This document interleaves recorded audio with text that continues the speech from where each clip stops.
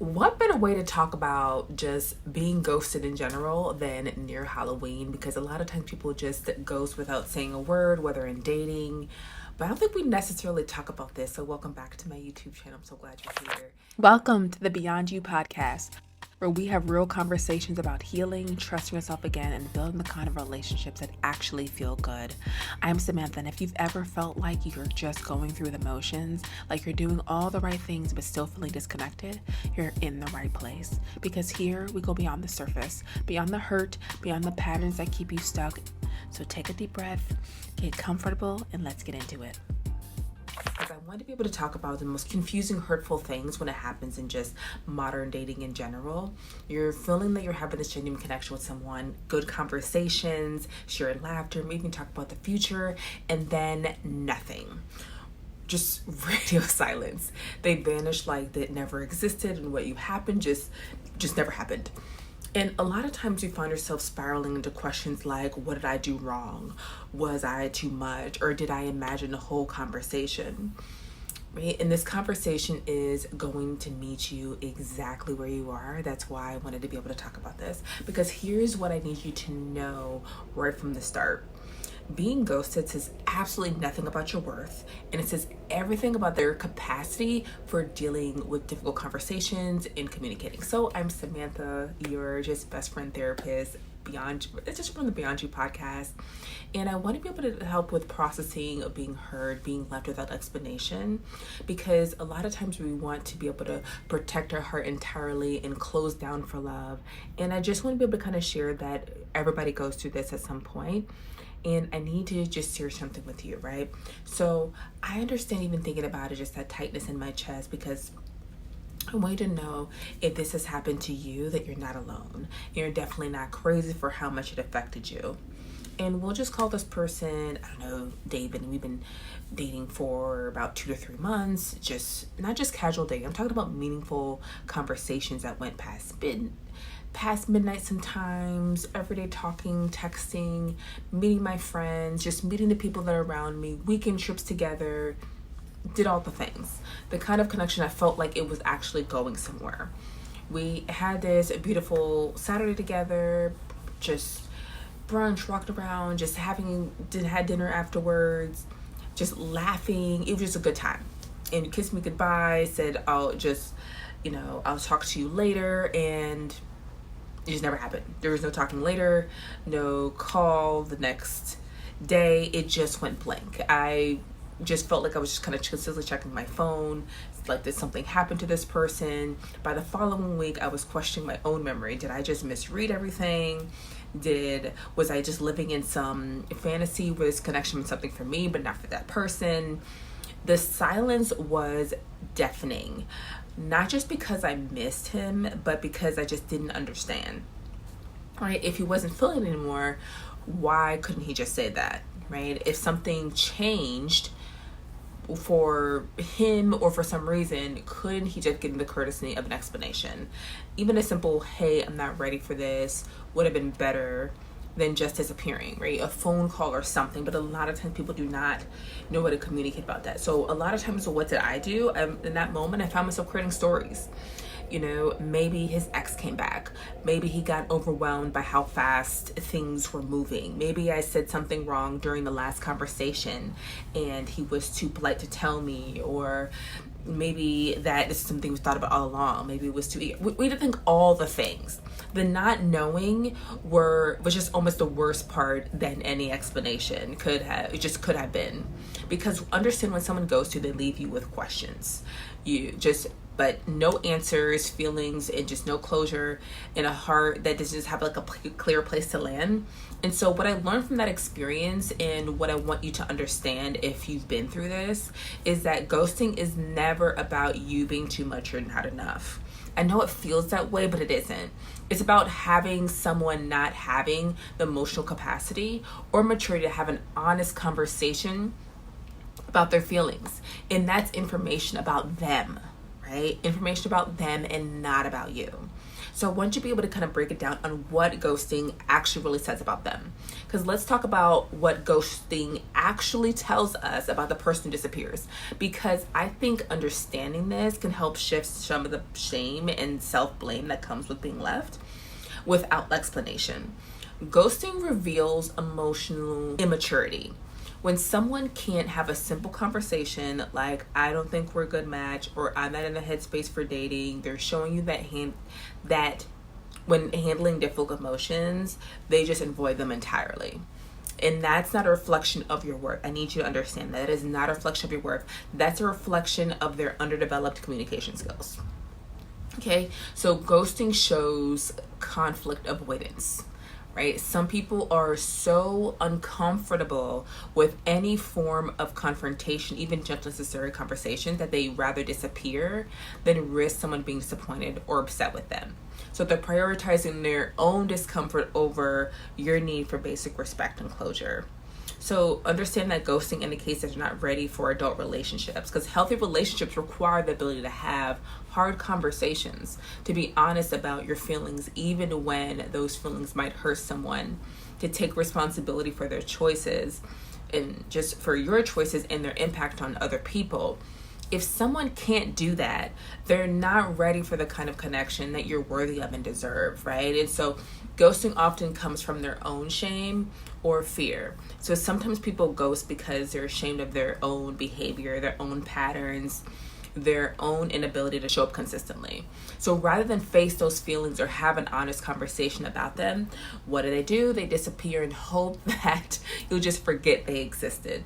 So ghosting can be their way of avoiding accountability, and if they've been sending mixed signals, making promises they can't keep, or behaving in ways that don't align with their words, ghosting becomes a way to avoid having to own up to their inconsistency.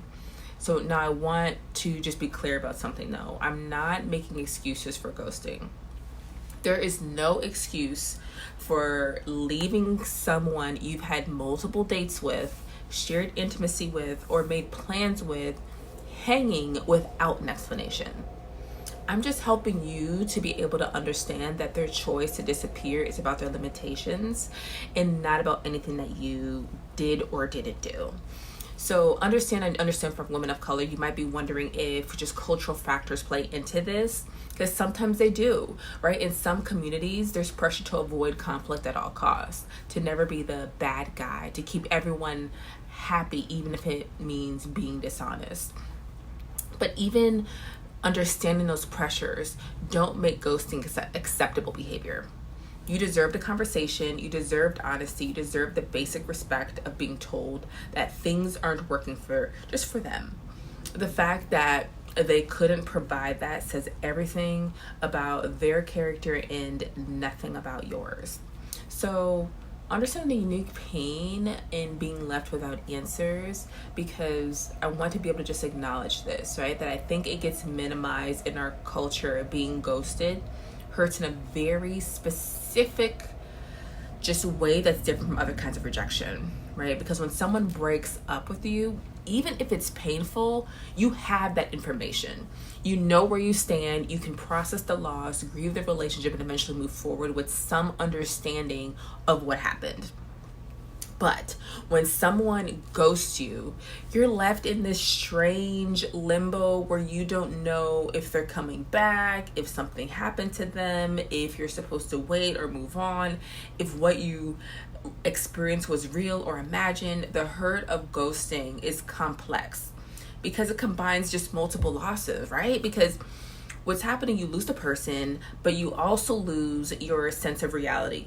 You start questioning your own perception of what happened between you. Was the connection real? Were you reading too much into things, right? And so you even start to think, did you imagine just the intimacy you thought you shared? You lose closure. There's no conversation, no explanation. I mean, there's no chance to understand what went wrong or to express how the disappearance affects you. You left just with unfinished emotional business that has nowhere to go. So what happens sometimes is that you lose trust in your own judgment if you couldn't see this coming, if you misread the signs. So you so badly, how can you trust yourself to recognize your new connection in the future? Like, we start questioning all these things. And then when I talk about those for us who have abandonment wounds from childhood, being ghosted can trigger every fear we have about being left, about not being worthy, just worth staying for, about people disappearing without warning.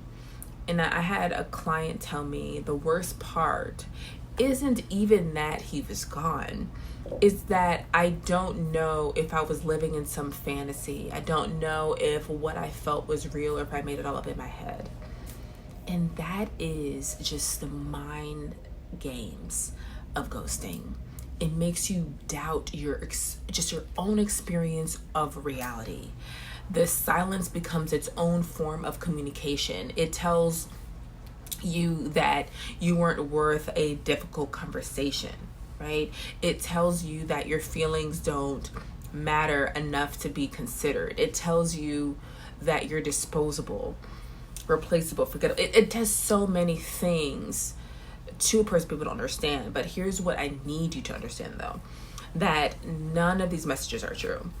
The silence isn't communicating anything accurately about your value. It's communicating something about their inability to have adult emotions and conversations. Your experience of the connection was real. Let's just validate that, even if they couldn't sustain it. Your feelings are valid. Even if they just weren't returned in a way that you hoped, your worth isn't determined by someone else's capacity to see it or stay. The pain you're feeling isn't disproportionate or dramatic. It's a normal response to being treated with disrespect and left without answers. So I just want to validate that experience, and I want to be able to honor that pain and you to feel it fully, because I don't want you to minimize it. Don't minimize it just because other people might not understand why ghosting hurts so much. And then I want to go to the stories that we tell ourselves when we're ghosted, because we love to be able to make up different stories because our brain wants answers, right? So let's talk about what happens in our minds when someone disappears without explanation, because the stories we create to fill the silence can be more damaging than the ghosting itself. We might say things like, I was too much. This is a big one, especially for women who've been told their whole lives that their emotions, their needs, their enthusiasm is too much for people to handle. But think about this logically. If you were genuinely too much for someone, wouldn't they want to tell you so you could back off, right? So the fact that they disappeared suggests that they couldn't handle normal relationship communication, not that you were overwhelming. Okay, so then you might have a story that you might say something like, I scared them away by being too interested. But interest, enthusiasm in a connection is supposed to be mutual. If your genuine excitement about getting to know someone better scared them away, understand that they weren't ready for that kind of authentic connection that you were offering. Then you might say something like, I must have said something wrong. And you're analyzing every conversation, replaying every text. I know something I was doing, searching for the moment you allegedly ruined everything. But healthy people don't end connections over one wrong word or misunderstood comment. They just have conversations about misunderstandings. And we might say something like, they found someone better. This is particularly painful because it suggests that your worth is comparative and that you were in some kind of competition you didn't know you were in. But if someone is shopping around while you're building intimacy with you, that's information about their character, not about your inadequacy. Then you might say a story of, I imagined a whole connection. This is where ghosting gets really, it just really messes with your head, because it's making you doubt your own perception of what happened between you. But connections aren't created by one person. If you felt chemistry, intimacy, genuine engagement, those just feelings came from somewhere real. Because here's what I want you to be able to consider, that what if none of these stories are true? What if the person who ghosted you was simply incapable of having an honest conversation about their changing feelings? What if their disappearance has nothing to do with your worth and everything to do with their emotional limitations? And I would been reading this book. It's just life-changing book, and I'll just kind of put it in below as well. But don't believe everything you think. The author talks about how our minds create narratives to make sense of confusing situations, but those narratives aren't necessarily accurate. When someone ghosts you, your mind scrambles to create an explanation. It usually creates one that blames you because that feels more controllable than accepting that someone else's behavior was completely outside your influence.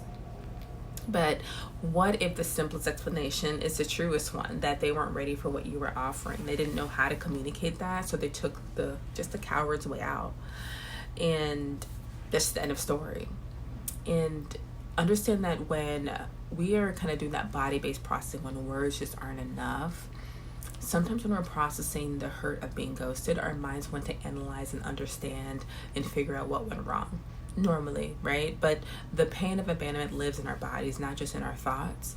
And sometimes we need to process it somatically through our physical experience, not just mentally. So the body keeps score of abandonment. When someone disappears without warning, your nervous system might go into fight, flight, or freeze mode, right? So you might feel it as tightness in your chest, knots in your stomach, tension in your shoulders, or a general sense of anxiety that you can't shake. And understand that your body remembers every time someone left without explanation if you've experienced abandonment. In childhood, whether physical or emotional, being ghosted can trigger those old wounds. Your adult hurt gets layered on top of childhood pain, making the current situation feel more devastating than it might otherwise. Right? So sometimes you need to move through just your body instead of trying to think your way through it. So this might look like going for a run or doing intense exercise to discharge activation in your nervous system, right? We got to kind of shake that feeling out of our bodies, because when you're ghosted, your body is flooded with stress hormones that need to go somewhere. So crying, like really crying, not just a few tears. Let your body release the grief of being left, the frustration of not having answers, the hurt of being just hurt or disposable. Because even in the book, it talks about on how our mind is just for kind of getting through things, making plans, but our body is meant to regulate our emotions. So shaking or dancing, literally shake off the stress and trauma of the experience. Your body wants to move the stuck energy that comes from being suddenly cut off from the connection. So breathing practice that help regulate your nervous system. So when someone goes to you, might find yourself holding your breath or breathing shallowly. Conscious breathing can help reset your system. Wrapping yourself in a soft blanket, taking warm baths, or other forms of gentle physical discomfort is going to be key. Your body needs to remember what safety can feel and just what the care feels like, right? So I had a client, after being ghosted, she felt like she was walking around with a constant lump in her throat. No amount of talking or analyzing helped. But when she finally allowed herself to sob, really truly sob for 20 minutes, the lump dissolved, then she could breathe again. I know some of you guys are like, I don't have time to do all this and that 20 minutes of doing that. But this is what your body needs. Your body wisdom knows how to process abandonment, even when your mind is stuck in the loops of confusion and self-blame. Okay, so trust what your body is asking for and give it permission to release the pain in whatever way feels right. So the mindset shift that changes everything, that can change how you experience being ghosted. So you're not too much. They're just not available for what you have to offer.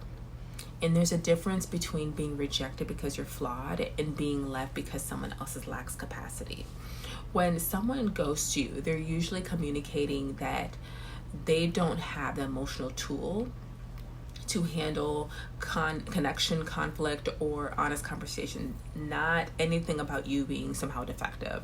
Think about it this way. If someone offered you a beautiful, expensive gift that you couldn't afford to maintain, maybe a racehorse or a boat, you might decline the gift because, yes, it is wonderful, but because you don't have the resources to take care for it properly, you can't take it. Sometimes people ghost because they recognize on some level that you're offering something real and meaningful, and they just don't know that they can match your energy or that commitment. And rather than being honest about their limitations, they disappear, they put it on you like you're doing something. And it doesn't make their behavior acceptable, but it does shift the story from I was too much to they weren't ready for what I have to offer. So know that your enthusiasm for connection isn't a flaw, and your willingness to be vulnerable, there's nothing wrong with you or makes a mistake, and just your capacity to be genuine isn't something that you should be ashamed of at all. These are gifts that will be for the right person will treasure and not run away from.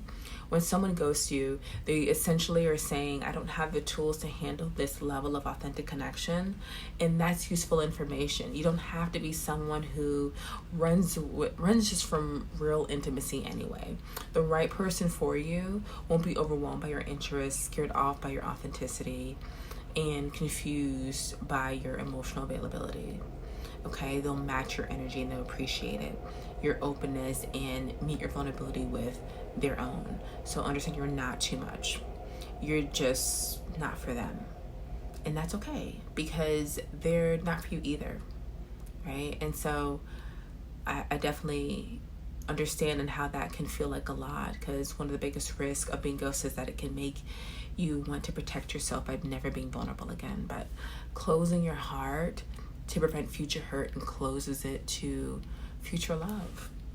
So how do you process the pain without shutting down entirely? First, I want you to be able to honor the hurt, right? Without making it mean something bigger than it is. Yes, being ghosted sucks. Yes, it's disrespectful and hurtful. Yes, you're allowed to feel angry, sad, confused, and disappointed. But one person's inability to communicate doesn't mean love is dangerous or that vulnerability is a mistake. Second, I want you to practice what I call single incident thinking. This one person ghosted you. That doesn't mean everyone will, but this one experience was painful, right? And so that doesn't mean all connections will end badly. Don't let one person's emotional immaturity become a universal truth about relationships. Third, use this information or just use this experience as information, not just indictment.